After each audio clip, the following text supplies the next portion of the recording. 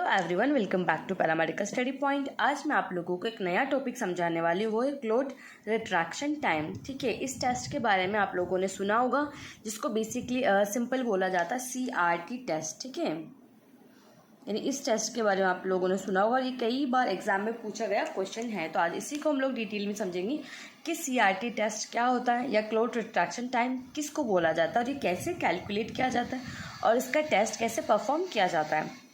देखो, सबसे पहले क्या होता है कि this test measure the time need for the contraction of undisturbed clot. देखो, इसमें क्या होता है कि अनडिस्टर्ब क्लोट का जो टाइम होता है उसको मेज़र किया जाता है। यानी आपने क्या करा, एक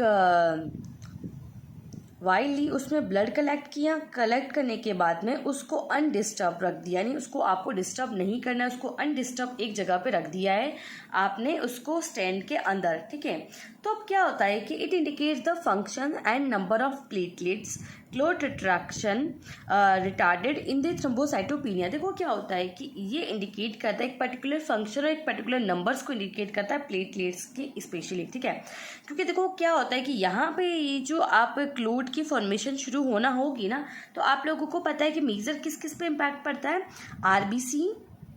ठीक है, क्योंकि क्लोट RBC का बनता है एंड साथ में प्लेटलेट्स। ठीक है, क्योंकि यहाँ पे हम बात करते हैं WBC की, तो बहुत ज़्यादा कम होती है इन दोनों की कंपेयर में मोस्टली। ठीक है, तो जो RBC और प्लेटलेट्स होती है उनका मेन रोल होता है किसी भी क्लोट की फॉर्मेशन होने में। अब RBC तो क्या होती है, अगर उनको एनर्जी नहीं मिलती है, आपस में उनको कुछ भी नहीं मिलता, तो आपस में इस तरीके से आके चिपकने लग जाती है। अब वो मेन फंक्शन क्या करती है, प्लेटलेट्स करती है। प्लेटलेट्स में क्या होता है, आप लोगों को पता है कि प्लेटलेट्स के वहाँ पे क्या होता है, सारे क्लोटिंग फैक्टर्स प्रेजेंट होते हैं। अगर क्लोटिंग फैक्टर्स वहाँ पे नहीं होंगे तो वो आपस में, अगर क्लोटिंग फैक्टर्स क्या होंगे, कॉम्पैक्ट हो जाएंगे, तो वो क्या करेंगे, क्लोट्स बनने में हेल्प करता है। ठीक है, अगर क्लोटिंग फैक्टर्स प्रेजेंट है तो क्लोट बनने में हेल्प नहीं होती, यहाँ पे क्लोट की फॉर्मेशन नहीं होती है। ठीक है, अब क्या होता है कि मेनली ये आपको जब देखने को मिलता है थ्रोम्बोसाइटोपिनिया के अंदर। आप लोग को पता है कि थ्रोम्बोसाइटोपिनिया क्या होता है, थ्रोम्बोसाइटोपिनिया होता है एक ऐसी कंडीशन जिसमें क्या होती है, प्लेटलेट्स क्या होती है, डाउन हो जाती है। ठीक है, तो अगर प्लेटलेट्स डाउन है तो बेसिकली क्या है कि वहाँ पे क्लोटिंग फैक्टर्स डाउन है, क्लोटिंग फैक्टर्स डाउन है तो क्या होगा कि वहाँ पे क्लोट फॉर्मेशन ईजिली हो जाएगी। तो ये एक बेसिक एक नॉलेज है, general knowledge about the clot retraction time के बारे में। अब आगे इसको डिटेल में देखते हैं कि एक्चुअली क्या क्या होता है। ठीक है, तो after the formation of blood clots start contracting and after about 30 to 45 minutes to colour of fluid called the serum. देखो क्या होता है कि जैसे ही आप लोग ब्लड कलेक्ट करते हो, क्लोट फॉर्मेशन स्टार्ट होती है, जिस वहाँ पे क्या होता है, कॉन्ट्रैक्शन होना स्टार्ट होता है। ठीक है, आफ्टर 30 से 45 मिनट्स के बाद में तो क्या होता है, एक येलोइश कलर का या फिर पेल येलो कलर का जो एक फ्लूइड सेपरेट होता है, जिसको अपन क्या बोलते हैं, सीरम होता है। जिस तरह के यहाँ पे देख लीजिए, यहाँ पे क्लोट बन जाएगा, ऊपर जो फ्लूइड कलेक्टेड हो जाएगा उसको सीरम बोलेंगे। ठीक है, तो वो सीरम बन जाएगा। ठीक है, out of the clot. This process is known as a clot retraction, यानी एक क्लोट बनना है। ठीक है, ये जो क्लोट की फॉर्मेशन हुई, जहाँ पे प्लेटलेट ने अपना काम किया और क्या करा, RBC ने अपना काम किया, एक पूरा एक छोटा सा क्लोट की फॉर्मेशन की, पूरे जो सेल्स है वो सारे आपस में आके चिपक गए और अलग से एक सीरम सेपरेशन हो गया। ठीक है, उस प्रोसेस, एंटायर प्रोसेस को क्या बोलते हैं हम, क्लोट रिट्रैक्शन बोलते हैं। ठीक है, अब ये कैसे होता है, क्योंकि क्या होता है, द कॉन्ट्रैक्टल प्रोटीन्स होते हैं, नेमली जैसे एक्टिन की बात करें हम, ठीक है, मायोग्लोबिन की बात करें, जितने भी प्रोटीन्स होते हैं वो सारे रिस्पॉन्सिबल होते हैं क्लोट फॉर्मेशन के लिए। जैसे कि मैंने आप लोगों को बताया था, ये सारे जो प्रोटीन्स होते हैं, क्लोटिंग फैक्टर्स होते हैं, ये सभी क्या करते हैं, आपस में प्रिवेंट करते हैं क्लोट को। ठीक है, ताकि क्लोट ना बने और जो सेल्स है वो डिस्कार्डेड ना हो, क्योंकि डिस्कार्डेड बन जाएगा, क्लोट जैसे बना है उस क्लोट का बाहर निकाल दोगे तो वो यूजलेस हो जाता है। अब सबसे पहले इसको समझते हैं, अब इसके प्रिंसिपल को समझते हैं, एक्चुअली में क्लोट रिट्रैक्शन का प्रिंसिपल क्या होता है। तो मैंने आपको बेसिक नॉलेज बता दी कि कैसे कैसे वो बनता है। अब बात कर लेते हैं कि प्रिंसिपल की।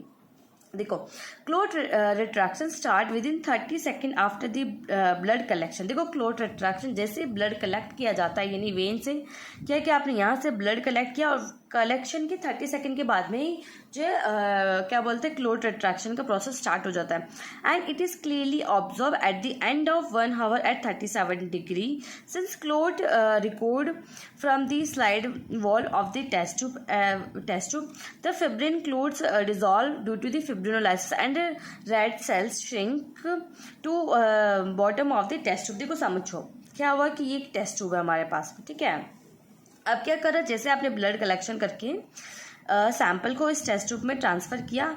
ऐसे टेस्ट ट्यूब में टेस्ट ट्यूब नहीं, वाइल, ठीक है, वैक्यूम या वाइल जो आप बोलते हो उसमें ट्रांसफ़र किया, ठीक है। तो उसमें जैसे आप लोग यहाँ पे ट्रांसफ़र करोगे किसी भी पर्टिकुलर वाइल में, तो आपको यहाँ पे जो लेनी है वो प्लेन वाइल लेनी है, ठीक है। प्लेन वाइल क्यों लेनी है? क्योंकि अपन को क्लोट का टाइम ऑब्जर्व करना है, ठीक है। अगर आप ईडीटी वाइल ले लोगे, ठीक है, तो वो नहीं होगा, क्योंकि ईडीटी वाइल में क्या होता है कि ये जो एंटीकोगुलेंट है ये क्या करता है, ब्लड को क्लोट होने से बचा देते हैं, यानी कोई क्लोटिंग नहीं होगी, यहाँ पे कोई भी क्लोटिंग नहीं होगी, इसलिए कोई क्लोट नहीं बनेगा। नो क्लोट मतलब कोई क्लोटिंग नहीं होगी। तो हमें क्या करना है, प्लेन वाइल लेनी है, ठीक है। प्लेन वाइल में ब्लड जैसे ही ट्रांसफर करेंगे तो क्या हो जाएगा, विदिन 30 सेकेंड के अंदर ये प्रोसेस स्टार्ट हो जाता है, और एग्जैक्टली आपको 1 घंटे के अंदर टेम्परेचर 37 के अप्रॉक्स आप रखोगे तो आपको क्लोट की फॉर्मेशन दिख जाएगी। तो वो जब आप देखोगे तो आपको ईजिली साइड से भी दिख जाएगी, अगर आप अबाव से देखोगे तो भी दिख जाएगी, क्योंकि क्लोट क्या होता है कि इसे नीचे जाके इकट्ठा हो जाता है यहाँ पे, और ये पूरा का पूरा क्या होता है, सीरम बन जाता है। अब आप लोगों को पता होगा सीरम के अंदर कोई भी क्लोटिंग फैक्टर्स प्रेजेंट नहीं होते, ठीक है। सीरम और प्लाज्मा का डिफरेंस आप लोगों को ऑलरेडी पता होगा, क्लोटिंग फैक्टर्स प्रेजेंट नहीं होते वहाँ पे, ठीक है। तो इस तरीके से क्या होता है कि आरबीसी और यहाँ पर जाके नीचे सेटल हो जाती है, श्रिंक हो जाती है टेस्ट ट्यूब या फिर जो भी वाइल हम यूज़ करें उसके बॉटम में जाके। तो ये मैंने आपको प्रिंसिपल समझा दिया। अब इसका प्रोसीजर देखते हैं। अब देखो आपको क्या करना है कि जब आपको स्पेसिमेन कलेक्शन करना है तो आपको वीनस ब्लड कलेक्शन करना है, ठीक है, क्लीन टेस्ट ट्यूब के अंदर, या फिर आप विदाउट जिसमें कोई भी एंटीकोएगुलेंट ना हो, ठीक है, या कोई भी आप वाइल ले रहे हो तो प्लेन वाइल वो होनी चाहिए। अब रिक्वायरमेंट की बात करें तो क्या चाहिए, टेस्ट ट्यूब चाहिए, यानी प्लेन वाइल भी कह सकते हो आप यहाँ पे, ठीक है। वाटर बाथ चाहिए टेम्परेचर मेंटेन करने के लिए 37 डिग्री, ठीक है। अगर सर्दियों में टेस्ट परफॉर्म कर रहे हो तो टेम्परेचर आप लोगों को पता है बहुत लो आ जाता है, अराउंड 20 या 20 से भी बिलो चला जाता है टेम्परेचर, तो वहाँ पे आपको 37 डिग्री मेंटेन करने के लिए वाटर बाथ चाहिए। स्टॉप वॉच आपको टाइम रिकॉर्डेड के लिए चाहिए। अब बात करते हैं प्रोसीजर की। सबसे पहले क्या करना है, आपको 10 ml ब्लड कलेक्ट करना है प्लेन वाइल के अंदर, एक स्टिक प्लेस करनी, ठीक है। इस तरीके से बड़े डायग्राम में मैं आपको बता देती हूँ। ये क्या करा, एक इसमें ब्लड फिल कर लिया, ठीक है, ऐसा ब्लड फिल कर लिया, और साइड में एक लंबी सी स्टिक प्लेस कर दी, ठीक है, नीचे तक। ये बताऊंगी मैं आपको क्यों प्लेस की हमने ये लंबी सी स्टिक, ठीक है। तो एक लंबी सी स्टिक प्लेस कर दी सैंपल के अंदर। Incubate at 37 degree temperature for the 1 hour in the water bath. Water bath में इसको रख दिया है, ठीक है, वाटर बाथ में रख दिया 37 डिग्री टेम्परेचर में, ताकि क्लोट की फॉर्मेशन हो सके। अब रिमूव द क्लोटेड ब्लड। अब क्या करेंगे, अब क्या होगा, देखो ये धीरे धीरे सैंपल क्या होगा, धीरे धीरे क्लोट होना शुरू हो जाएगा चारों तरफ इस तरीके से। ये जो स्टिक रखी ना हमने, इस स्टिक के चारों तरफ क्या हो जाएगा, क्लोट की फॉर्मेशन हो जाएगी, और बाकी जो होगा ना यहाँ पे वो सीरम बन जाएगा, ठीक है। और ये जो बना ये क्या बन गया, ये क्लोट बन गया इस तरीके से।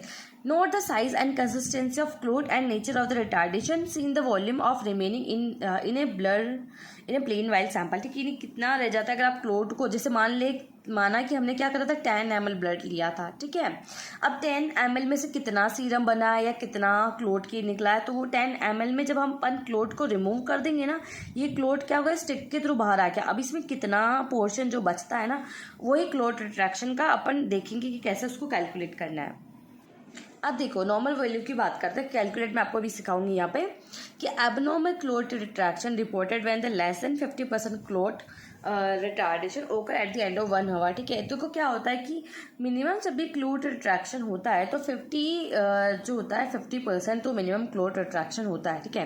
तो समझते क्या होता है, मैं आपको यहाँ पे डिटेल बताऊंगी। अब क्लिनिकल सिग्निफिकेंस की बात करें तो CRT is required in case of haemorrhage disorders related to the platelets majorly. उसके लिए क्या जाता है, मैंने एग्जाम्पल की फॉर्म में आपको बता दिया था कि थ्रोम्बोसाइटोपिनिया में क्या होता है, क्लोट रिट्रैक्शन बहुत ज़्यादा पुअर होता है।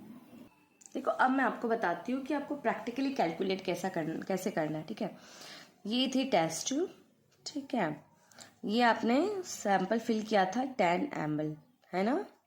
तो अब जो भी था स्टिक के थ्रू हमने क्या करा, एक क्लोट बनाया था यहाँ पे, ठीक है।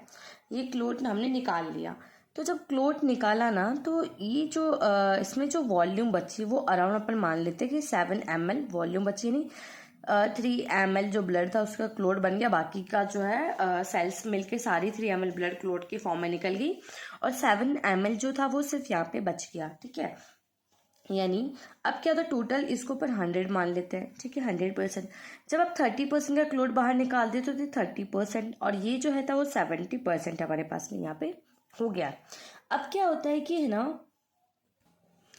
जिस वॉल्यूम में आपका क्लोट निकल के जाता है, ठीक है, यानी इतनी वॉल्यूम में क्लोट निकल के जाता है तो वो इंडिकेट करता है क्लोट रिट्रैक्शन को, ठीक है। यानी तो जो रिजल्ट हमारे पास में आता है वो क्या होगा, 30% रिजल्ट होगा, ठीक है। यानी 7 ml, क्योंकि आप कैसे कैलकुलेट करोगे क्लोट को, तो आप कैलकुलेट नहीं कर सकते ना कि वो 3 ml था। एक्चुअली अपन ने कैलकुलेट कैसे किया, जो 10 ml हमारे पास में था ब्लड, होल ब्लड जो लिया था, 10 ml होल ब्लड यहाँ पे लिया था, उसमें से कुछ जो था वो क्या निकल गया, क्लोट के फॉर्म में निकले। जब क्लोट को बाहर निकाला तो इसकी जो वैल्यू चेक की हमने, यहाँ पे जैसे वैल्यू चेक की तो ये हमें मिली 7 ml, यानी अराउंड तो अप्रॉक्सीमेटली 30 जो है, सॉरी 3 ml क्या है क्लोट में वो कन्वर्ट हो गया। तो उस जो रिजल्ट हमारे पास में क्लोट में निकल के जाता ही यहाँ से कैलकुलेट करने के बाद में, उसको क्या बोलते हैं हम, उसको बोला जाता है उसका रिजल्ट जो भी है क्लोट रिट्रैक्शन का। तो that is about this video and I hope you like it. अगर आपको मेरी वीडियोस अच्छी लगती है तो प्लीज़ आप मेरे चैनल को सब्सक्राइब करें एंड लाइक करें। कोई भी कमेंट होता है, कुछ भी पूछना हो तो आप लोग मुझे कमेंट बॉक्स में पूछ सकते हो, एंड आपको कोई टॉपिक पढ़ना हो तो वो भी आप मुझे वहाँ पे सजेस्ट कर सकते हो, बता सकते हो कि आपको कौन सा टॉपिक पढ़ना है, तो मैं उस पर नेक्स्ट वीडियो बना दूंगी। And thank you so much watching this video.